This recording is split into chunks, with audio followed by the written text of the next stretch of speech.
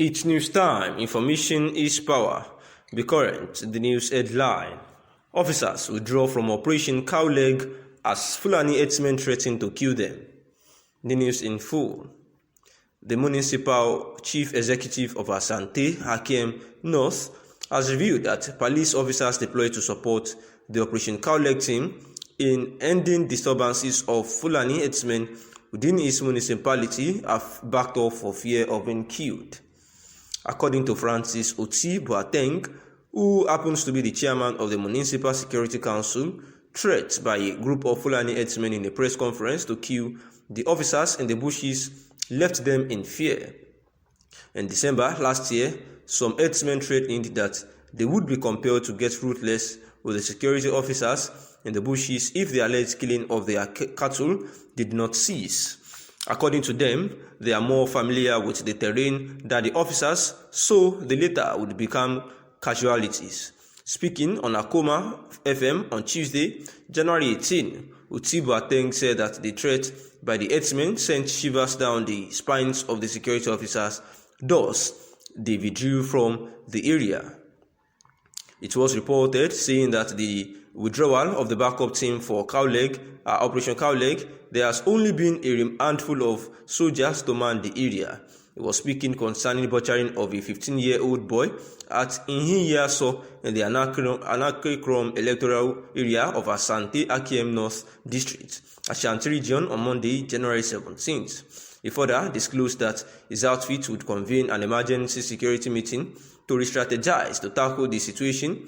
With what has happened on Monday, we are regrouping for an emergency security meeting to deploy high-security detachments, including helicopters, to comb the enclave to arrest recurring trends of Fulani menace, which was dealt with some 4 hours ago, he said, and the Operation Kïllêd team was deployed in 2017 with a supporting detachment from Konongo Division, a police command in Agogo, to deal with Fulani Hêrdsmêñ-related criminal activities in the Attãçkêd area.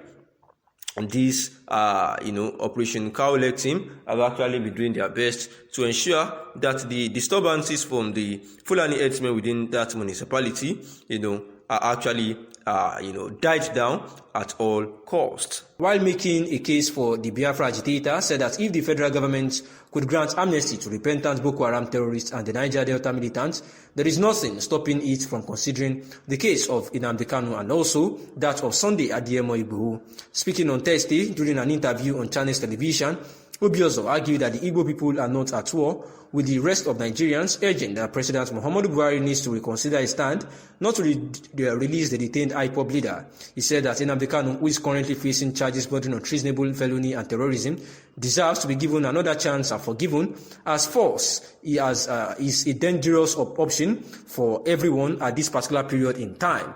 And that is one of the reasons why the former national chairman of the All Progressive Congress, APC, that is Comrade Adams Oshiomhole, had actually spoken to defend President Muhammadu Buhari in this case, saying that he is actually doing his very best, and that those people that are criticizing, most of his regime are people that have always found pleasure in being toxic about the federal government of Nigeria. Muhammadu Buhari was seen as the nemesis of corrupt politicians, and that image, which could not help him during previous electoral attempts, was capitalized on by the Southwest media to burnish and garnish a political reputation against an admittedly helplessly godless and hapless leadership of Goodluck Jonathan. But history is a mercilessly ruthless judge. While previously clueless and corrupt, Jonathan has become a beautiful bride of international diplomacy and democratic behavior. The anti-corruption warrior is now mired in a government that, by its own reckoning, has become the most inept and corrupt in our history. To be fair, the president did not promise much in the electioneering campaigns in both elections. Throughout the campaigns, his mantra, repeated like a broken record, was fighting corruption, insurgency, and improving the economy. His performance on all 3 counts is suspect, dubious, and undistinguished. Most people would even declare him a failure. By its own admission, even the government does not point to any of them as its main achievement, which is curious. To it, their greatest achievement is building infrastructure, which was a kind of an afterthought as it never featured in his 2015 election campaigns. The curiosity is, how could one major in a subject on which he was not tested in an examination? On his greatest failure, agreement will be as difficult to reach. Insecurity has become a major menace in the country, and no part of his nation is spared. But because that is not his greatest failure, nor is the crumbling economy, which he was never given a chance in the first place. It has never been this bad since the war, and although President Muhammadu Buhari was elected to deal with the problem of insurgency in the northeast, his regime was added the nefarious activities of Hêrdsmêñ and now bandits, who have not only made life brutally short and unbearable for most rural communities, especially farmers who have abandoned their farms, which has led to the threat of food scarcity and hunger in the country. The Nigerians are paying such humongous price on account of corruption in the public service in a government that promised to stamp it out is a monumental indictment of President Muhammadu Buhari and his legitimacy for the office. The paradox is that for every extra kobo that goes into fictitious projects and salaries, there is a corresponding denial of public-oriented spending to improve people's lives. Also, such increase in recurrent spending is directly responsible for the unending borrowing by this government to fund its acclaimed infrastructure development in a situation that mortgages the future of the country and the next generation.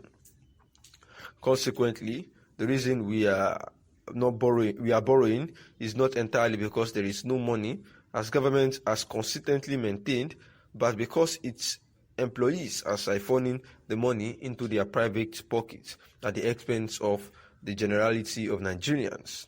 The obvious implication of this development is that the current anti-corruption strategy is defective and inappropriate, thinking that the main culprits in corruption are the political office holders. This view featured heavily in Buhari's approach in dealing with members of the Second Republic political class. But it is simply untenable because the political class does not have accounting powers, which belongs to the career civil servants. So it is financially impossible for the politicians to steal money from government coffers without the active involvement and collusion of the bureaucrats themselves. Also, for a minister or commissioner to steal a dime, the bureaucrat must be involved. Entire budgets of the country through the manners of expenditure. They also prepare the budget. Therefore, we have to revise and change the approach and train searchlights more on the public servants to actually get to the root of the matter. And also, focusing on the few political office holders is a way